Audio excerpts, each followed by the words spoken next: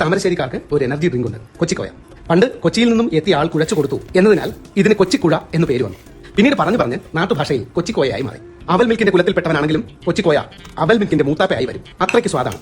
അപ്പോൾ കേട്ടല്ലോ, കൊച്ചിക്കോയക്ക് കൊച്ചിയായിട്ടുള്ള ബന്ധം. അപ്പോൾ നമുക്കതൊന്ന് ഉണ്ടാക്കി നോക്കിയാലോ. ഇപ്പോഴത്തിന് കാണാൻ ലുക്കില്ലാന്നേ ഉള്ളൂ, പക്ഷേ ഇത് എനിക്ക് ഒരുപാട് സ്പെഷ്യൽ ആയിട്ടുള്ള ഒന്ന് തന്നെയാണ് കേട്ടോ. ഇതെൻ്റെ നാട്ടിൽ നിന്ന് വീട്ടിൽ നിന്ന് ആദ്യമായിട്ടുണ്ടായ പൂവമ്പഴമാണ്. അപ്പോൾ അത് 7 കടൽ കടന്ന് എൻ്റെ കയ്യിലെത്തിയിരിക്കുന്നതാണ്. ഇച്ചിരി അപ്പോൾ ചതഞ്ഞാലോ ഉടഞ്ഞാലോ ഒന്നും കുഴപ്പമില്ല അല്ലേ. അപ്പോൾ ഞാനിത് പഴം 3-4 എണ്ണം എടുത്തിട്ട് കുഴിയുള്ള പാത്രത്തിലേക്ക് ഇട്ട് കൊടുക്കുന്നുണ്ട്. കൂട്ടത്തിൽ തന്നെ ഒരു 2 ടേബിൾ സ്പൂൺ ശർക്കര പൊടിച്ചത് അതുകൂടി ചേർത്തിട്ട് നന്നായിട്ടൊന്ന് ഉടച്ചെടുക്കുക. പഴം നന്നായിട്ട് പഴുത്തിട്ടുള്ളതുകൊണ്ട് എനിക്കധികം ബലം പിടിക്കേണ്ടിയൊന്നും വന്നില്ല. ഇനി അതൊന്ന് മാറ്റി വെച്ചിട്ട് ഒരു ചെറിയ ബൗൾ എടുത്തിട്ട് അതിലേക്ക് ഒരു 5-6 കുഞ്ഞുള്ളി ഞാൻ അരിഞ്ഞെടുത്തിട്ടുണ്ട്. അതിലേക്ക് 1 ടേബിൾ സ്പൂൺ ഷുഗർ ഇട്ടിട്ട് നന്നായിട്ടൊന്ന് ഞരടി എടുക്കുക.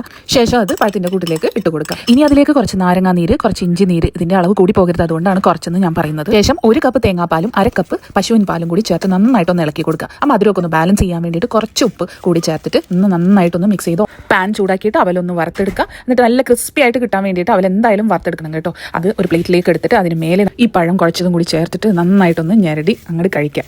ആഹാ, അന്തസ്. ഒരു പ്രാവശ്യമെങ്കിലും ഇതുണ്ടാക്കി നോക്കുക, കഴിക്കാം. അപ്പോൾ ഇതുപോലുള്ള വീഡിയോസിന് വേണ്ടി പേജ് ഫോളോ ചെയ്യാത്തവരുണ്ടെങ്കിൽ ഒന്ന് ഫോളോ ചെയ്ത് വെച്ചേക്കണേ.